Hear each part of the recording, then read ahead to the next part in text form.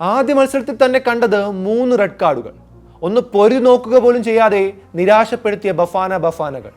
ദക്ഷിണാഫ്രിക്കയ്ക്കെതിരെ അവസാന ചിരി മെക്സിക്കോയുടേതായിരുന്നെങ്കിലും ഞെട്ടിച്ചത് റഫറിയാണ്. ലോകകപ്പിലെ ആദ്യ മത്സരത്തിന് ഫൈനൽ വിസിൽ മുഴങ്ങിയപ്പോൾ അത്ഭുതങ്ങളൊന്നും ഉണ്ടായില്ല. മെക്സിക്കോ ദക്ഷിണാഫ്രിക്കയെ എതിരില്ലാത്ത 2 ഗോളിന് തകർത്തുകൊണ്ട് നാട്ടുകാർക്ക് മുന്നിൽ മെയിനായി.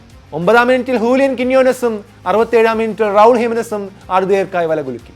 16 വർഷങ്ങൾക്ക് മുമ്പ് സ്വന്തം മണ്ണിൽ കാട്ടിയ പോരാട്ട വീര്യമൊന്നും ദക്ഷിണാഫ്രിക്കയിൽ കണ്ടില്ല.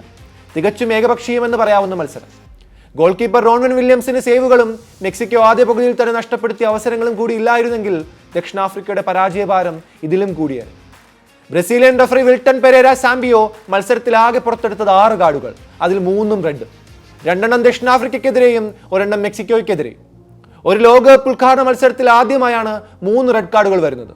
അതും റെക്കോർഡായി. 49-ാം മിനിറ്റിൽ യായ സിത്തോലെ, 84-ാം മിനിറ്റിൽ ടെംബ സ്വാനെ, 92-ാം മിനിറ്റിൽ സെസാർ മോണ്ടസ് എന്നിവരാണ് പുറത്തുപോയത്. ഇതിൽ സ്വാനയുടെ ഫൗൾ ഗുരുതരമാണ്. താരത്തിനെതിരെ അച്ചടക്ക നടപടി അടക്കം വരാനും സാധ്യതയുണ്ട്. ഈ ലോകകപ്പിലെ ആദ്യ ഗോൾ സ്കോറർ എന്ന നേട്ടം കിന്യോനസ് സ്വന്തമാക്കിയപ്പോൾ ലോകകപ്പിലെ കന്നി ഗോളടിച്ച റൗൾ ഹിമനസ് മെക്സിക്കോയുടെ ഏറ്റവും മികച്ച 2ാമത്തെ ഗോൾ സ്കോററായി മാറി. ഗോളവസരങ്ങൾ മുതലാക്കാൻ കഴിയാതെ കഷ്ടപ്പെട്ട മെക്സിക്കോയെയും കളിക്കളത്തിൽ ക്ലൂലെസ് ആയിപ്പോയ ദക്ഷിണാഫ്രിക്കയുമാണ് ആദ്യ മത്സരത്തിൽ കണ്ടത്.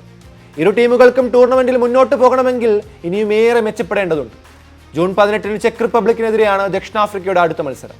ജൂൺ 19-ന് ദക്ഷിണ കൊറിയയാണ് മെക്സിക്കോയുടെ എതിരാളികൾ.